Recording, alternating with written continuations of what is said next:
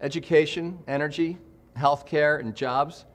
When it comes to high-profile public policies, there's enormous room for some pretty substantial fights on those and other issues. And as time goes on, it feels like those fights are getting more heated, more personal, and at the same time, less productive. When a fight's focus is on the person you're fighting against, instead of the problem you're fighting to solve, something critical gets lost.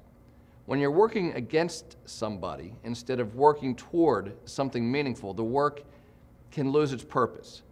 Yet so much of what passes for policy debates can look just like that, picking fights, antagonizing opponents, and rallying supporters simply to keep the fight alive. Governors around the country came together in Washington last week to try to make a very un-Washington argument that the point of a jobs policy is to fight unemployment, not to fight people who'd implement it differently. That the point of education policy is to make sure our kids graduate ready to fight and win in the future, not to pit people involved in the current system against each other.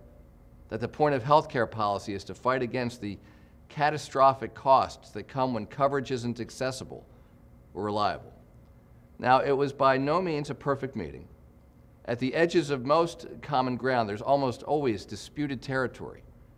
But by the time the members of the National Governors Association had finished their deliberations, governors representing different ideologies and geographies, some early in their terms and others in their last few months until retirement, unanimously endorsed a series of proposals on jobs, schools, energy, and healthcare costs.